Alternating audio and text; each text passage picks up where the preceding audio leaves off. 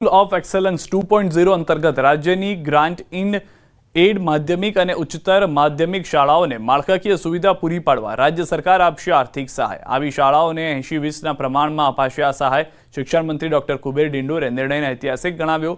Godhra railway station ખાતે મંત્રી કનુભાઈ દેસાઈ સાથે આવેલા શિક્ષણ મંત્રીએ જણાવ્યું કે આ નિર્ણય બાળકોના ભવિષ્ય માટે મહત્વપૂર્ણ બની રહેશે। ગ્રાન્ટ ઇન એડ શાળાઓ 9 થી 12 ની છે, એમાં આપણે એની વ્યવસ્થા કરી છે સંખ્યા આધારિત।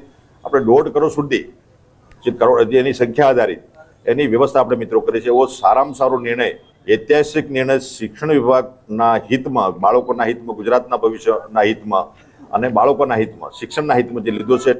નવનિર્માણ પામનારા મંદિરનું ભૂમિપૂજન રિલાયન્સના ગ્રુપ પ્રેસિડેન્ટ ધનરાજ નથવાણીના હસ્તે કરાયું। રિલાયન્સ ગ્રુપના સહયોગથી આજરોજ ખંભાળિયા ખાતે શ્રી રામ મંદિર તેમજ ભગવાન શ્રી હનુમાનના મંદિરનું ભૂમિપૂજન કરવામાં આવ્યું। મંદિરના ભૂમિપૂજનના કાર્યક્રમમાં મોટી સંખ્યામાં રામ ભક્તો ઉપસ્થિત રહ્યા હતા।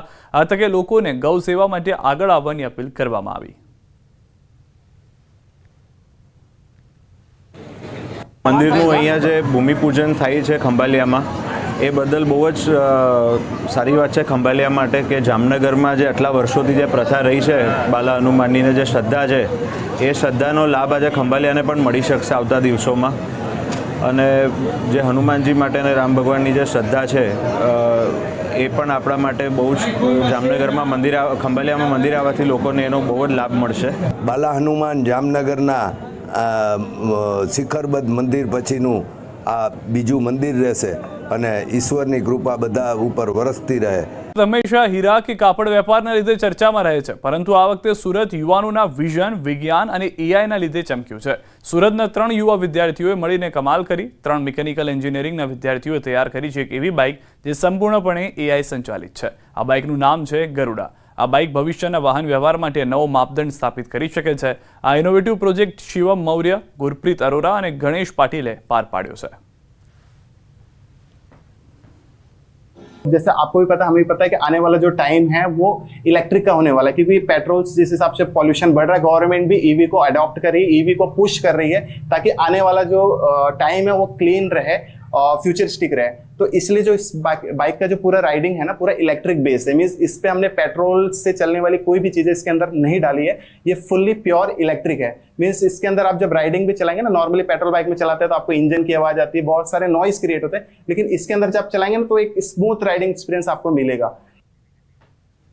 तो गरुड़ा मात्र एक बाइक नहीं, ते भारतीय युवाओनी वैज्ञानिक दृष्टि, इनोवेटिव पावर और टेक्नोलॉजी प्रत्येना जुस्साનું પ્રતિબિંબ છે।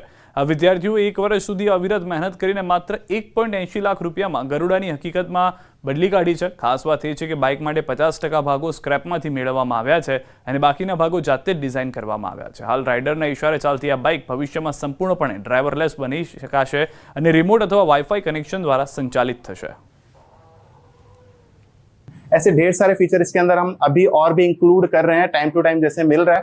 और हमारी कोशिश भी है कि इसको हम आने वाले टाइम में इसको ड्राइवरलेस भी बना रहे हैं, जिसका काम भी हमने स्टार्ट कर दिया है। होप है कि ये बहुत जल्दी कंप्लीट हो, उसका भी मैं बनाने का प्रोसेस आपको दिखाऊंगा और कोशिश है कि ये काफी अच्छे से बनेगा और मैं काफी अच्छे से आपको दिखा पाऊंगा। પોલીસ સ્ટેશનના પીએસઆઈ લાંચ લેતા રંગે હાથે ઝડપાયા। પીએસઆઈ એમજી લિંબોલા લાંચ લેતા એસીબીના સકંજામાં આવી ગયા। પીએસઆઈએ આરોપીને ન મારવા અને ઝડપી જામીન પર છોડવા માટે 40,000 લાંચની માંગ કરી હતી।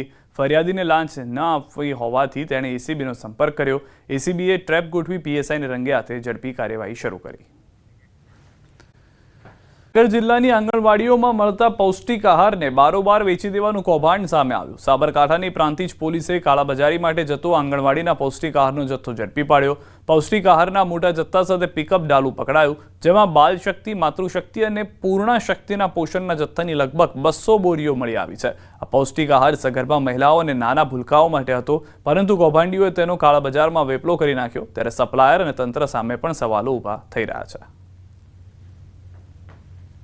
સરકાર દ્વારા બાળકોને પોષણયુક્ત આહાર મળે તે માટે આંગણવાડીઓની અંદર પોષણયુક્ત ખોરાક આપવાની યોજના શરૂ કરી છે અને દરેક આંગણવાડીને પોષણયુક્ત ખોરાક મળી રહે તે માટે આઈસીડીએસ દ્વારા જિલ્લા કચેરી દ્વારા સીડીપીઓની નિગરાની હેઠળ તાલુકા વાઇઝ આંગણવાડીઓમાં ફાળવવામાં આવે છે। પરંતુ મહીસાગર જિલ્લાનો મોટો જથ્થો એક પિકઅપ ડાલાની અંદર પ્રાંતિજ પોલીસે ઝડપી પાડ્યો છે। સાબરકાંઠાની પ્રાંતિજ પોલીસે ઝડપ્યો છે અને ડ્રાઈવરે મહીસાગર વીરપુરનો હોવાનું અનુમાન લગાવ્યું છે. આઈસીડીએસના અધિકારી છે દક્ષાબેન, આપણે તેમની સાથે વાત કરીશું. બેન, શું કહેશો? આ રીતના માલ પકડાયો છે, પોષણયુક્ત આહાર સરકાર બાળકો માટે આપતી હોય છે ને આ બારોબાર વેચી દેવાનું મસ્ત મોટું કૌભાંડ બહાર આવ્યું છે, શું કહેશો?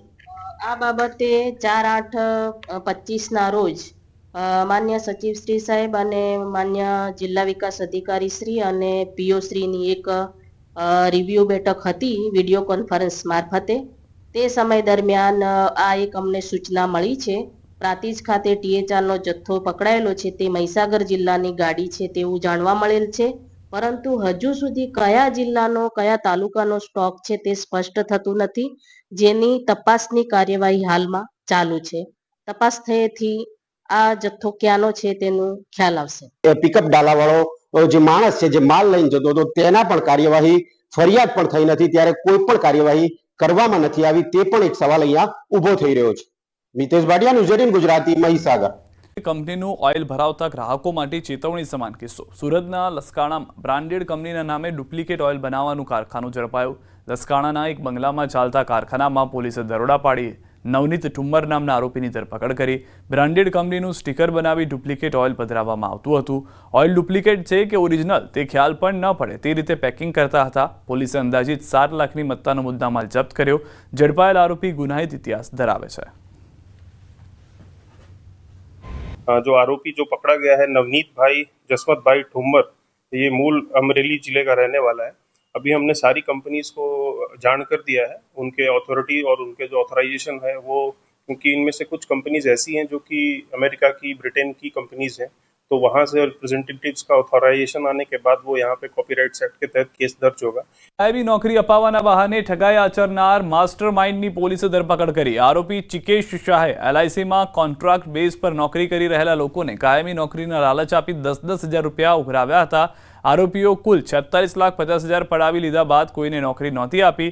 વારંવારના વાયદા બાદ આખરે ભોગ બનનાર લોકોએ પોલીસ ફરિયાદ કરી. આખરે પોલીસે ફરિયાદના આધારે આરોપીને દબોચી લીધો. પોલીસ તપાસમાં સામે આવ્યું કે આરોપીઓ કુલ 1 કરોડ રૂપિયા સુધીની છેતરપિંડી આચરી ચૂક્યા છે. પોલીસે આરોપી સામે અન્ય એક ગુનામાં પણ ફરિયાદ નોંધી છે. LICમાં હંગામી ધોરણે પટાવાળાની નોકરી કરતા હતા અને તેઓને છૂટા કરવામાં આવેલા હતા, જેથી તે લોકો કાયમી થવા માટે રજૂઆતો કરતા હતા.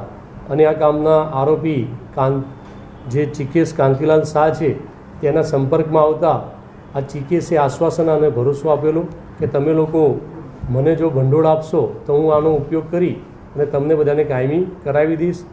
ઉત્તરકાશી દુર્ઘટના વચ્ચે રાહતના સમાચાર. ઉત્તરાખંડ ગયેલા ગુજરાતના પ્રવાસીઓ સુરક્ષિત. 141 ગુજરાતી પ્રવાસીઓ હાલ સુરક્ષિત. અમદાવાદમાં 99, હારીજમાં 12 પ્રવાસી સુરક્ષિત, ભાવનગરમાં 15, વડોદરાના 5 પ્રવાસી સુરક્ષિત. રાજ્ય સરકાર ઉત્તરાખંડ સરકારના સાથે સતત સંપર્કમાં. અમદાવાદના 5 લોકોની તબિયત નાદુરસ્ત હોવાના સમાચાર. અમદાવાદના નાદુરસ્ત 5 પ્રવાસી હોસ્પિટલમાં સારવાર હેઠળ. ખરાબ વાતાવરણને કારણે એરલિફ્ટ થઈ શકે તેમ નથી. વાતાવરણ સ્વચ્છ થતાં ફરી રેસ્ક્યુ ટીમ લાગશે કામે. ગુજરાતથી ઉત્તરાખંડના પ્રવાસે ગયેલા લોકો હેમખેમ. પહેલા ગુજરાતમાં કોમનવેલ્થની તૈયારી. કોમનવેલ્થનું ફેડરેશન ગુજરાતની મુલાકાતે. ગાંધીનગર અને અમદાવાદના 6 સ્થળોની મુલાકાત. ડાયરેક્ટર ઓફ ઓપરેશન ડેરેન હોલની અધ્યક્ષતામાં પ્રતિનિધિ મંડળે લીધી મુલાકાત. નરેન્દ્ર મોદી સ્ટેડિયમ, સરદાર પટેલ સ્પોર્ટ્સ સંકુલ, રિવરફ્રન્ટ જેવા સ્થળોની મુલાકાત લીધી. સંસ્કારધામ, મહાત્મા મંદિર, IIT જેવા સ્થળોની પણ લીધી મુલાકાત. કોમનવેલ્થ ગેમ માટે ગુજરાતની સક્ષમતા અંગે મેળવી માહિતી. ગુજરાતમાં સ્પોર્ટ્સ ઇન્ફ્રાસ્ટ્રક્ચર અને હોસ્પિટાલિટી અંગે પણ કરી ચકાસણી. અમદાવાદ કોર્પોરેશનથી લઈને રમતગમત મંત્રાલયના અધિકારીઓ સાથે બેઠકો પણ યોજી. રમતગમત, યુવક અને સાંસ્કૃતિક વિભાગના મંત્રી હર્ષ સંઘવી સાથે પણ ડેરેન હોલ અને પ્રતિનિધિ મંડળે કરી બેઠક. દ્રશ્યો પણ આપ જોઈ રહ્યા છો. જે રીતના ગાંધીનગર અને અમદાવાદના 6 સ્થળોની મુલાકાત કરવામાં આવી છે. કોમનવેલ્થ ફેડરેશનની ગુજરાત મુલાકાતથી શક્યતાઓ છે કે ગુજરાતમાં પણ કોમનવેલ્થ ગેમ્સનું આયોજન થઈ શકે. તેની સાથે સાથે ઓલિમ્પિક પહેલા ગુજરાતમાં કોમનવેલ્થની જે તૈયારીઓ છે તે પણ એક મહત્વની ભૂમિકામાં જોવા મળશે.